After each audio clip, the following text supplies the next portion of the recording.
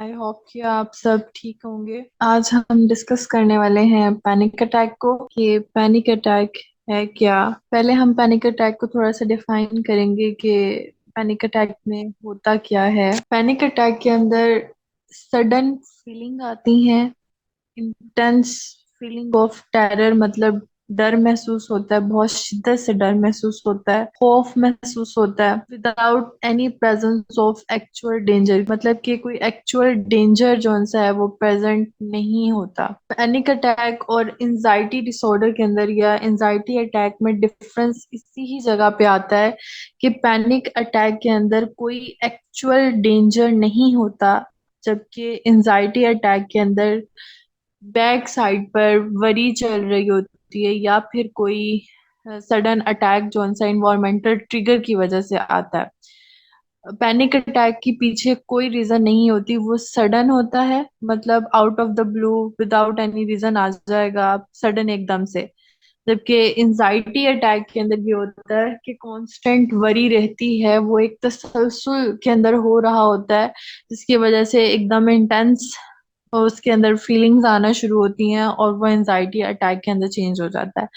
तो panic attack और anxiety attack में डिफरेंस यही है कि पैनिक अटैक के पीछे कोई रीजन नहीं होती, ये एकदम से आता है। और एंजाइटी अटैक के अंदर हमेशा इन्वायरमेंटल ट्रिगर होता है या रीजन होती है। अब पैनिक अटैक के जो सिम्टम्स हैं वो हैपन सडन होते हैं और विद इन 10 मिनट्स में उनकी पीक आपको महसूस होगी, या दूसरे जोन से पर्सन है वो देख सकते हैं कि जो पर्सन पैनिक अटैक से गुजर रहा है वो विद इन 10 मिनट्स के अंदर उसके सिम्टम्स वेयर होंगे और फिर एकदम से सारे सिम्टम्स जो से हैं वो साइड पर हो जाएंगे। मतलब कि जो सिम्टम्स आ रहे होते हैं पैनिक अटैक के अंदर, जो हम अब डिस्कस करेंगे कि कौन कौन से सिम्टम्स होते हैं, वो एकदम से चीजें स्मूथ हो जाती हैं। अब है पैनिक अटैक के अंदर कितनी देर तक ये रहता है, मतलब पैनिक अटैक है तो कितनी देर तक लेता है, क्या प्रॉपरली उसके सारे सिम्टम्स अगर होते भी हैं या नहीं, या एक एक दफा पैनिक अटैक आ रहा है तो वो खत्म होके दूसरी दफा अटैक आता है, इस सब के दरमियान में क्या फर्क है। तो बाज दफा पैनिक अटैक ये होता है कि उसके कुछ सिम्टम्स अपेयर्स होते हैं, मतलब जो हम डिस्कस करेंगे उनमें से कुछ सिम्टम्स अपेयर होते हैं। और बाज दफा ये होता है कि कुछ सिम्टम्स अपेयर होते हैं, ये वेरी कर रहे होते हैं पर्सन टू पर्सन, जैसे कि स्वेटिंग होना या शेकिंग होना या शॉर्टनेस ऑफ ब्रेथ होना या चोकिंग की फीलिंग आना। तो इसमें क्या होता है कि वेरी कर रहे होते हैं, जरूरी नहीं कि हर एक को चार पहले वाले सिम्टम्स आए या चार एंड वाले सिम्टम्स आए। हो सकता है कि मिक्स वेरिएशन आ रही हो, किसी को लूजिंग कंट्रोल वाली फीलिंग आ रही हो और किसी को चिल्स और हॉट फ्लैशेस फील हो रहे हो, या उसकी पाउंडिंग ऑफ हार्ट बहुत ज्यादा हो जाए या चेस्ट पेन स्टार्ट हो जाए। तो अब ये होता है कि पैनिक अटैक आ रहा है, आते ही मतलब फॉर एग्जाम्पल उसको 5 मिनट आए हैं और 5 मिनट आने के बाद उसको 1 to 2 मिनट रिलैक्स होने का टाइम मिलेगा ही कि उसको सेकंड पैनिक अटैक फिर आना शुरू हो जाएगा। मतलब कि आपको एक खत्म होने से पहले ही दूसरा आ जाएगा। जरूरी नहीं कि गैप की जरूरत हो कि आपको कम से कम एक दिन में एक दफा ही आ सकता है या घंटे बाद दूसरा आएगा, ऐसा नहीं होता। पैनिक अटैक में आपको ये भी हो सकता है कि पहला वाला खत्म ना हुए सिम्टम्स और दूसरे शुरू हो जाए। ये भी हो सकता है कि पैनिक अटैक आ गया हो और सेकंड पर्सन को ऑब्जर्व ही ना हो सके कि इसको पैनिक अटैक आया है। अच्छा, अब ये वेरिएशन आ रही होती है जब हम इसको डायग्नोस करते हैं क्लिनिकली। तो हमें ये सारी हिस्ट्री लेनी होती है कि पैनिक अटैक की जो ड्यूरेशन थी वो कैसे है, पहली दफा आ चुका है तो सेकंड पैनिक अटैक कैसे आया, रिलैक्सेशन के सिम्टम्स क्या हैं, क्या सक्सेसफुली पैनिक अटैक आया भी है या नहीं, या उसको डिटरमाइन करने में डिफिकल्टीज आई हैं। किसी को समझ ना आई हो कि पैनिक अटैक को मैंने कैसे डिफाइन किया है, या उसका पैनिक अटैक का एक ड्यूरेशन और दूसरा पैनिक अटैक के ड्यूरेशन में कोई कंफ्यूजन किसी को हुई हो, आई थिंक कि किसी को क्वेश्चन नहीं है। तो आगे चलते हैं कि पैनिक अटैक के सिम्टम्स DSM-5 के अकॉर्डिंग क्या क्या हैं और कितने मिनिमम सिम्टम्स जौन से हैं वो होने चाहिए अगर किसी को पैनिक अटैक आ रहा है। तो इसमें जो सबसे पहले वाला सिम्टम है पैनिक अटैक का वो ये है कि पल्पिटेशन, पाउंडिंग हार्ट और एसिलेटेड हार्ट रेट। मतलब कि आपकी नब्ज का तेज चलना, दिल का जोर जोर से धड़कना और दिल की धड़कन का तेज हो जाना। मतलब पाउंडिंग हार्ट, जोर जोर से धड़कना और धड़कन तेज हो जाना, ये तीनों चीजें का रेट हाई हो जाना, मतलब बहुत ज्यादा रेंज से हो जाना। पसीना आना शुरू हो जाना, स्वेटिंग, मतलब बहुत ज्यादा पसीना आना शुरू हो जाना। थर्ड पॉइंट इसका है कि ट्रम्बलिंग और शेकिंग, कि आपको आपकी बॉडी जोन सा है वो हिलना शुरू हो जाएगी, या जो पैनिक अटैक से सफर कर रहा है उसकी बॉडी में हिलना शुरू हो जाएगी या कांपना शुरू हो जाएगी। फोर्थ जोन सा है वो है sensation of shortness of breath and smothering. मतलब कि दम घुटने वाली फीलिंग आना या सांस जोन सा है वो कम महसूस होना, कि उसे महसूस ऐसी कैफियत हो जाती है कि सांस नहीं लिया जाता, सही से सांस महसूस ही नहीं होता। इस कैफियत में हमेशा ये होता है कि जब प्रैक्टिकली आप कोई पेशेंट आता है या आप किसी को देखते हो कि पैनिक अटैक से वो गुजर रहा है, तो वो सांस ही कम कम लेगा। मतलब पूरे तरीके से जो सांस है या ऑक्सीजन है वो लंग्स का जो लंग्स के थ्रू हो के बाहर आती है वो प्रोसेस ही कंप्लीट नहीं हो पाता। मतलब वो लेप उसको ऐसा लगता है कि मैं सांस सही से ले ही नहीं पा रहा, ये मेरा जो सांस है वो अंदर तक नहीं जा रहा। तो उसे शॉर्टनेस ऑफ ब्रेथ कहा जाता है, स्मूथनिंग, उसका दम घुटना शुरू हो जाता है। अब फीलिंग ऑफ चोकिंग जोन सा है उसमें ये होता है कि सांस इसका भी मतलब यही होता है कि दम घुटना, दबाव महसूस होना। इसमें भी यही होता है कि जब भी पैनिक अटैक से कोई गुजर रहा होता है तो उसमें ऑक्सीजन जो लेवल हमारी बॉडी में होता है वो बहुत कम हो जाता है। जब हमें खौफ, डर महसूस होता है तो हम ऑक्सीजन की जितनी अमाउंट हमारी बॉडी को रिक्वायर्ड होती है हम उतनी इनटेक ही नहीं कर पा रहे होते, क्योंकि हम बहुत छोटे छोटे जल्दी में खौफ में सांस ले रहे होते हैं। तो जितनी रिक्वायरमेंट होती है हमारी बॉडी के अंदर ऑक्सीजन की, हम उतनी रिक्वायरमेंट फुलफिल नहीं कर रहे होते, जिसकी वजह से हमें ये सिम्टम्स आते हैं फीलिंग ऑफ चोकिंग के, कि हमारा दम घुटना लग जाता है, हमें प्रॉपर तरीके से सांस नहीं आता, दबाव महसूस होता है, ऐसा लगता है जैसे कोई गला घोट रहा है। अब है चेस्ट पेन और डिस्कम्फर्ट। जब हमें ऊपर वाले सिम्टम्स आते हैं जिसकी वजह से जो हार्ट बीट बहुत ज्यादा हुई हुई है, ऑक्सीजन लेवल हमारी बॉडी में कम हो गया है, तो हमें चेस्ट में डिस्कम्फर्टेबल लेवल फील होना शुरू हो जाता है और पेन की इंटेंसिटी फील होती है। अब सम टाइम जो चेस्ट पेन है वो प्रैक्टिकली जब होता है तो कंफ्यूज होता है पर्सन जो सफर हो रहा होता है, ये कंप्लेन के साथ आता है, उसको ये नहीं पता राइट पे पेन है, उससे कंफ्यूजन हो रही होती है कि मिड में पेन है, ये लेफ्ट है या राइट है। वो जस्ट ये कंप्लेन करेगा कि चेस्ट पेन है, मैं कंफर्टेबल फील नहीं कर पा रहा या कर पा रही। नेक्स्ट है नोजिया और abdominal डिस्ट्रेस। सम टाइम जो कंप्लेन्स आती हैं पैनिक अटैक में वो ये आती हैं कि abdominal डिस्ट्रेस ये होता है कि जो आपकी स्टमक से नीचे वाला पार्ट होता है उसमें पेन या कंफर्टेबल वाली फीलिंग्स नहीं आती, एक अजीब सी रेस्टलेसनेस वाली फीलिंग्स होती हैं इस वाले ऑर्गन के अंदर, और नोजिया फील हो रहा होता है कि आपको लाइट हेडेड फील होगा, ऐसे लगेगा कि वॉमिट आ रही है, और हेडेक फील होगा लेकिन वॉमिट आती नहीं, इसे नोजिया की कंप्लेंट्स के कहा जाता है।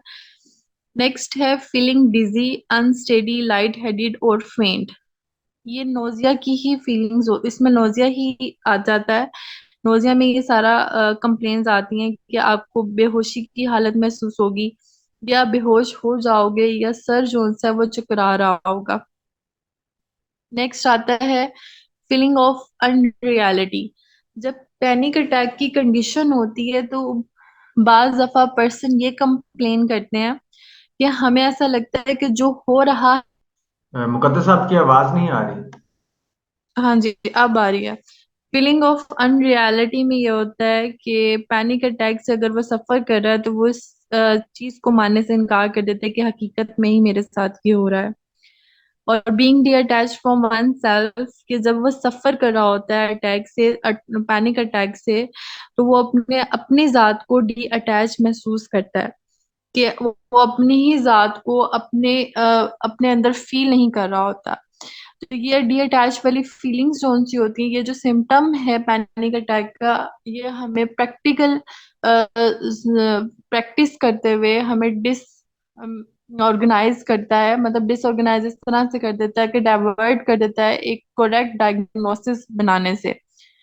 क्योंकि इन दो सिम्टम्स जो से हैं, ये दो सिम्टम्स हमें डाइवर्ट करते हैं कि ये पैनिक अटैक है, या हम आगे इसको डिस्कस करेंगे कि कौन सा डायग्नोसिस होने के, जो गलत डायग्नोसिस होने के चांसेस हैं।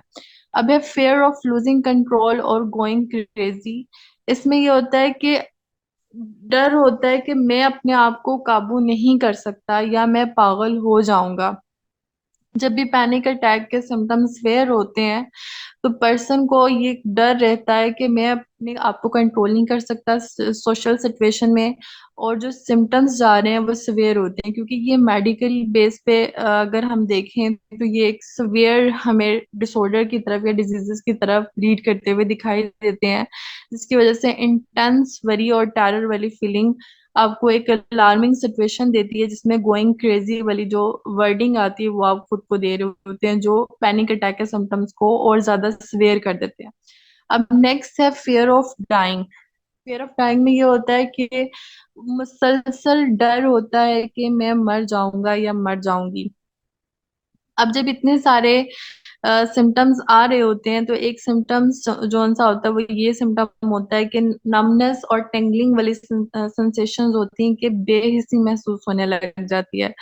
अगर पैनिक अटैक के जो सिम्टम्स आ रहे हैं और वो प्रोलॉन्ग आ रहे हैं, मतलब कोई सफर कर रहा है इस डिसऑर्डर से काफी अरसे से, तो उससे बेहिसी महसूस होना शुरू हो जाती है और उससे उलझन होना शुरू हो जाती है, मतलब वो अपने ही सेंसेशंस और फीलिंग्स के साथ उलझना शुरू हो जाता है। अब नेक्स्ट है चिल्स और हॉट फ्लैशेस, मतलब कि ठंडे गर्म होना। मतलब आपको या तो ठंडे रोंगटे खड़े होना शुरू हो जाएंगे, या एकदम से ठंडे गर्म पसीना आना शुरू हो जाएंगे, या फिर आधी बॉडी गर्म और आधी बॉडी ठंडी महसूस होगी। मतलब अगर कोई प्रैक्टिकल लाइफ में या आपके पास कोई ऐसे सिम्टम्स के साथ आता है, तो वो ये कहेगा कि मेरी हाफ बॉडी जो है वो ठंडी है या हाफ बॉडी गर्म है, या ये इस तरह की भी कंप्लेन हो सकती है प्रैक्टिकली, कि मुझे ठंडे पसीने आते हैं और एकदम से फिर मेरी बॉडी गर्म हो जाती है। It's a symptoms of panic attack. Next चलते हैं कॉजेज ऑफ पैनिक अटैक। अब कॉजेज ऑफ पैनिक अटैक में ये है कि एग्जैक्ट कॉज किसी को भी नहीं पता। हम पॉसिबिलिटीज हैं और डिफरेंट रोल्स और फैक्टर्स को इंक्लूड कर रहे हैं, कि देर इज अ पॉसिबिलिटीज के ब्रेन केमिस्ट्री नहीं, पैनिक अटैक से डेथ नहीं हो सकती। ब्रेन केमिस्ट्री में ये होता है कि आपकी कोई ब्रेन केमिस्ट्री है उसमें इम्बैलेंसमेंट शो होती है, या फिर जेनेटिक या फैमिली हिस्ट्री। जेनेटिक्स और फैमिली हिस्ट्री में ये है कि आपके पेरेंट्स में या आपके रिलेटिव्स में रन कर रहा होता है, मतलब एंजाइटी डिसऑर्डर रन कर रहा होता है, और पॉसिबिलिटी है कि उसकी कोई भी टाइप रन कर रही हो, जिसकी वजह से फर्दर पर्सनालिटी में या आपके टेम्परामेंट्स हैं या उससे रेलेवेंट डिसऑर्डर्स जो से हैं, वो पर्सनालिटी का एक हिस्सा बन जाएं, और जब इन्वायरमेंटल ट्रिगर हो या सिचुएशन ऐसी हो तो ये अराइजेज हो सकते हैं। लाइफ स्ट्रेसेस में ही काउंट होता है कि आपके जो लाइफ इवेंट्स हैं या आपके एक्सपीरियंसेस हैं एक स्टेट पर आकर आपको डिसऑर्डर की तरफ लीड कर दें। अब है पर्सनालिटी और टेम्परामेंट। और पर्सनालिटी और टेम्परामेंट में ये दो चीजें, दो पर्सपेक्टिव आ जाते हैं। वो दो पर्सपेक्टिव इस तरह से हैं कि कुछ लोग कहते हैं कि 18 के बाद पर्सनालिटी आपकी बन जाती है और इसमें कोई चेंजिंग अडॉप्टेशन या अकोमोडेशन नहीं हो सकती। और कुछ जो स्कूल ऑफ थॉट्स हैं वो ये कहते हैं कि पर्सनालिटी जो है with the passage of time आपकी चेंज होती रहती है, मतलब अडॉप्टेशन इसमें या अकोमोडेशन होती रहती है।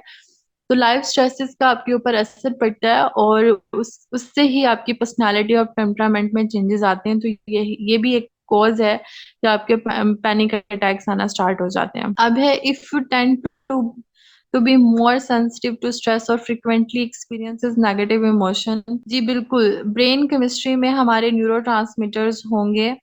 न्यूरोट्रांसमीटर्स हम इसको एक्सप्लेन करेंगे एंजाइटी के अंदर, जब हम मैं आपको जनरलाइज एंजाइटी डिसऑर्डर बताऊंगी, तो उसके अंदर मैंने इसको बहुत अच्छे से एक्सप्लेन किया हुआ है कि कौन कौन से न्यूरोट्रांसमीटर्स हैं जो इम्बैलेंस होंगे। अब इसमें थोड़ा सा इसको एक्सप्लेन किया हुआ है, ओवरव्यू दिया हुआ है कि किस तरह से पैनिक अटैक है और कौन कौन से फ्रिक्वेंटली हम एक्सपीरियंसेस कर रहे हैं जिसकी वजह से हमारे नेगेटिव इमोशन है। अब ओवरव्यू दिया हुआ है कि पैनिक अटैक किस तरह से हो सकते हैं या आ सकते हैं। अब है कि जब आप बहुत ज्यादा सेंसिटिव हो जाते हैं किसी भी स्ट्रेस को लेकर, क्योंकि आपके फ्रिक्वेंटली स्ट्रेसफुल इवेंट आए हैं या आपके नेगेटिव इमोशंस अराइजेस होने लगे हैं आपके पास्ट एक्सपीरियंसेस की वजह से, जिसकी वजह से आप लाइफ के अंदर पैनिक अटैक को सफर कर सकते हैं या आपके लाइफ में पैनिक अटैक आ सकते हैं या आप उससे गुजर सकते हैं। तो जिनके फैमिली मेंबर्स को एंजाइटी डिसऑर्डर होता है या वो पैनिक अटैक को एक्सपीरियंस कर रहे होते हैं, उनके अंदर जेनेटिक कंपोनेंट पाया जाता है जो कि with generation to generation transfer होते हैं। इसने इन्होंने इस पैराग्राफ के अंदर brain chemistry, genetic family history और लाइफ स्ट्रेस और पर्सनालिटी एंड टेम्परामेंट को थोड़ा सा एक्सप्लेन किया गया है। अब हमने इसमें मैंने एक चीज ऐड की है, वो ये ऐड की है कि अगर वुमेन और मैन के अंदर, वुमेन या मैंस के अंदर, इनके अंदर ज्यादा एंजाइटी की कंडीशन डेवलप होती है, तो रिसर्चेस के अकॉर्डिंग जो आंसर है वो वुमेन्स में ज्यादा एंजाइटी कंडीशन डेवलप होती है। और अगर देखा जाए तो अगर वुमेन्स के अंदर और गर्ल्स के अंदर 13 की एज से ही हम मॉनिटर कर सकते हैं या स्क्रीन कर सकते हैं कि एंजाइटी कंडीशन डेवलप होना शुरू हो जाती है। टाइप्स ऑफ पैनिक अटैक में हमने इसको डिफरेंट टाइप्स में किया हुआ है। अब डिफरेंट टाइप इस तरह से है कि मैं पहले थोड़ा सा ओवरव्यू देती हूँ कि टाइप्स ऑफ पैनिक अटैक में क्या है। हमने ऊपर बात की थी कि पैनिक अटैक और एंजाइटी डिसऑर्डर के अंदर या एंजाइटी अटैक के अंदर क्या फर्क है। तो इसमें थोड़ा सा हम टाइप्स के अंदर इसको एक्सप्लेन करके बताया गया है कि पैनिक अटैक की कोई रीजन नहीं होती, वो आउट ऑफ द ब्लू जोन्स है वो आ जाते हैं, मतलब without any reason, without any trigger जोन्स है वो आ जाते हैं।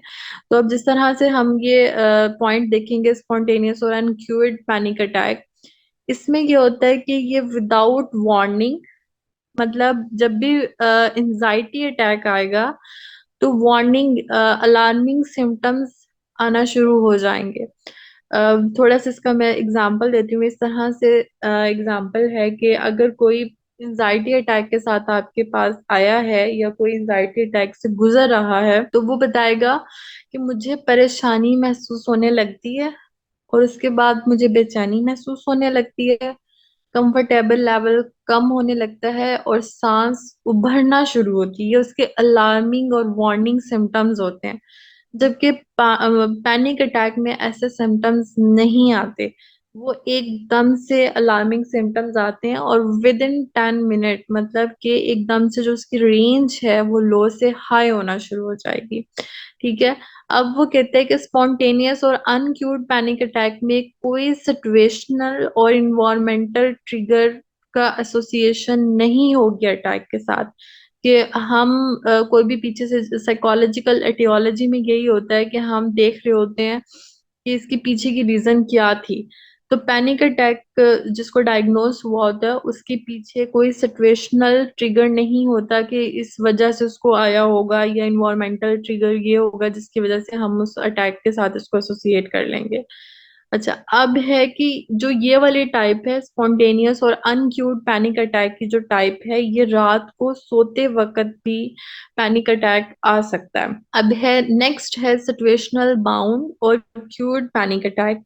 इसमें ये है कि एक्चुअल और एंटिसिपेटेड एक्सपोजर होता है टू सर्टन सिचुएशन, के मतलब किसी ना किसी तरह से कुछ ना कुछ ताल्लुक होता है कि हम कह सकते हैं कि ये वजह हो सकती है। जिस तरह से हम अगर साइको एनालिसिस जो सा है वो कर रहे हैं, और उसके उसकी थेराप्यूटिक टेक्निक यूज कर रहे हैं, तो हम प्रोबेटिव या अनकॉन्शियस या कोलेक्टिव अनकॉन्शियस से उसका एसोसिएशन बनाकर उसके ट्रीटमेंट कर रहे होते हैं।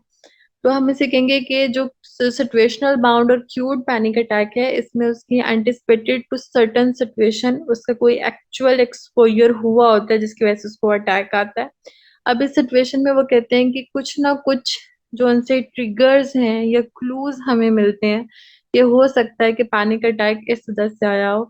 जिस तरह से फॉर एग्जाम्पल उन्होंने एग्जाम्पल एक दी हुई है कि एक पर्सन है वो डरता है बंद जगहों से।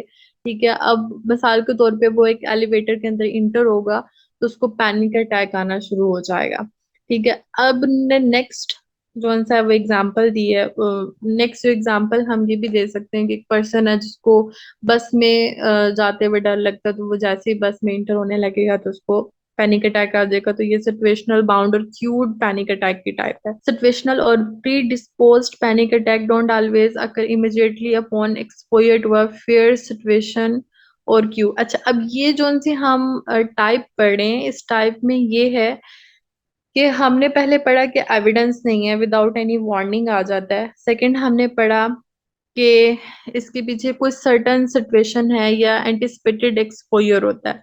अब जो थर्ड टाइप है उसमें ये है कि पर्सन जिस चीज से डर रहा है उस सिचुएशन को फेस कर लेता है, लेकिन उसको उस टाइम मतलब ऑन द सिचुएशन उसको पैनिक अटैक नहीं आता है। कुछ टाइम बाद मतलब डिलेड रिस्पॉन्ड करता है और उसको पैनिक अटैक कुछ टाइम के बाद आता है। ठीक है, जिस तरह से इसकी एग्जांपल अगर मैं इस तरह से दूं कि किसी को सोशल सिचुएशन से डर लगता है और उसको उस टाइम पैनिक अटैक आ रहा है, आने के चांसेस हो सकते हैं क्योंकि उसे सोशल सिचुएशन से डर लगता है।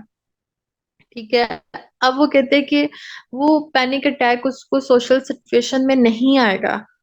जब वो सिचुएशन को एक्सपीरियंस कर लेगा उससे कुछ देर बाद पैनिक अटैक आएगा। तो ये situational predispose panic attack है। Any question? स्पॉन्टेनियस वाला क्लियर नहीं हुआ? अच्छा, जी। स्पॉन्टेनियस वाला जोन सा है उसमें ये है कि आपका जो सिचुएशनल फैक्टर मतलब एक पर्सन है वो किसी भी सिचुएशन में गया है।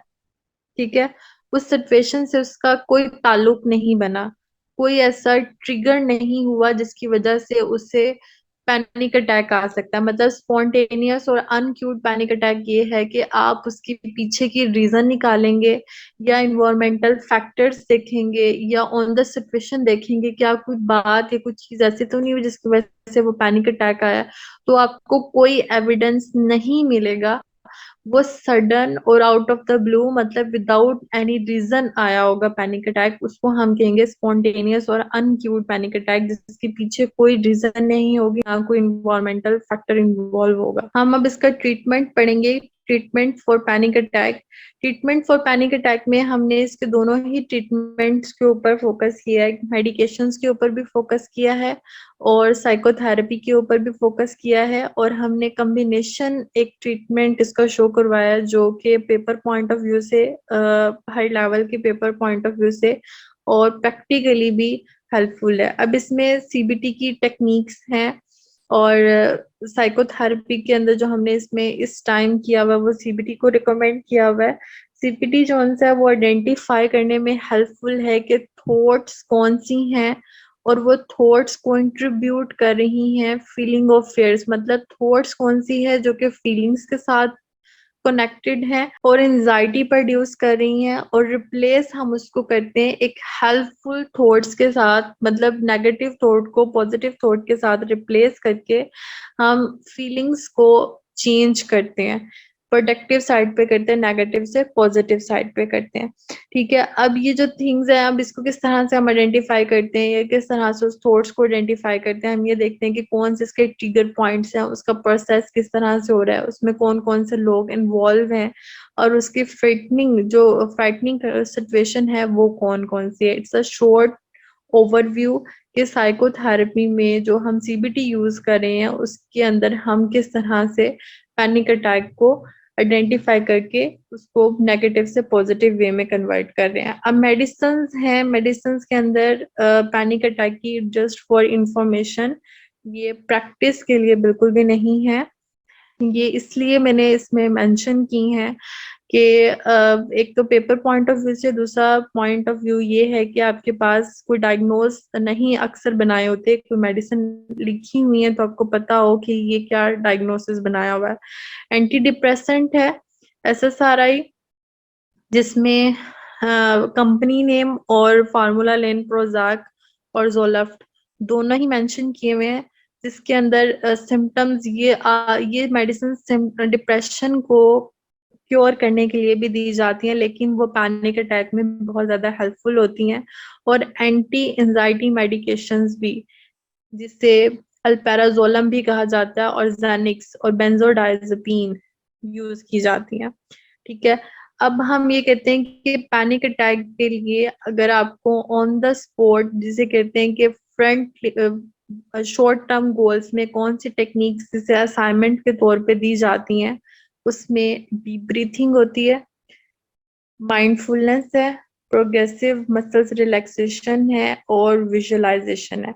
मैं समराइज कर दूंगी। कल हम पैनिक अटैक की कोपिंग जो टेक्निक्स हैं उसको इन डिटेल पढ़ेंगे, उससे पहले वाला मैं समराइज कर देती हूँ। अब है कि पैनिक अटैक है क्या। पैनिक अटैक है कि आपको सडन पैनिक अटैक आता है, इंटेंस फीलिंग फील होती है, ठीक है, और कोई एक्चुअल डेंजर प्रेजेंट नहीं करता। पैनिक अटैक का यही है एक सबसे बड़ा की पॉइंट कि इसके पीछे एक्चुअल डेंजर नहीं होता, आपको सडन फीलिंग फील होती है, डर की और खौफ महसूस होता है। ठीक है। अब ये फीलिंग्स जो है विद इन द 10 मिनट आपकी रेंज पकड़ेंगी लो से हाई इंटेंसिटी की तरफ। और वो हो सकता है कि मैंने इसमें दो चीजें बताई थी कि पैनिक अटैक पहले वाला खत्म ना हो और आपको फौरन से ही दूसरा आ जाए, और ये भी हो सकता है कि पैनिक अटैक को डिटरमाइन करने में मुश्किल हो कि आपको पैनिक अटैक आया था, और दूसरा पर्सन को भी ऑब्जर्व करने में मुश्किल हो कि पैनिक अटैक हुआ था। अब DSM के अकॉर्डिंग पैनिक अटैक के कौन कौन से सिम्टम्स हैं और कम से कम कितने सिम्टम्स होने चाहिए पैनिक अटैक को डायग्नोज करने के लिए। जितने सिम्टम्स हमने डिस्कस किए थे उसमें से कम 4 सिम्टम्स होने चाहिए, जैसे कि पल्पिटेशन, पाउंडिंग हार्ट। इसमें जो सबसे ज्यादा जो प्रोमिनेंट सिम्टम्स होते हैं वो यही होते हैं कि feeling of choking, chest pain, discomfort, nausea, chills और हॉट फ्लैशेस, ये बहुत, और स्वेटिंग, ये वाले बहुत ज्यादा पाए जाते हैं जब आपके पास आते हैं। और कॉजेज ऑफ पैनिक अटैक क्या होते हैं, इसके अंदर brain chemistry, genetic, family history, life stress, personality और टेम्परामेंट्स आते हैं। अब ओवरव्यू दिया हुआ था कि क्या वुमेन्स में ज्यादा पैनिक अटैक पाया जाता है या मेंस में, तो वुमेन्स में एंजाइटी कंडीशन ज्यादा मॉनिटर की गई है बनिस्बत मेंस में। अब हमने डिस्कस किया था टाइप्स ऑफ पैनिक अटैक, इसमें स्पॉन्टेनियस और अनक्यूड पैनिक अटैक है, सिचुएशनल बाउंड और क्यूड पैनिक अटैक है, और situational predispose panic attack है। ट्रीटमेंट फॉर पैनिक अटैक में हमने डिस्कस किया है, दोनों कॉम्बिनेशन भी डिस्कस किए हैं, साइकोथेरेपी और मेडिकेशन। साइकोथेरेपी में हमने CBT को डिस्कस किया, एक शॉर्ट ओवरव्यू, और मेडिसिन में हमने anti depressant, anti anxiety medication use की है। कोई बात जो समझ ना आई हो, क्योंकि हमने कोपिंग विद पैनिक अटैक्स को कल इन डिटेल डिस्कस करना है।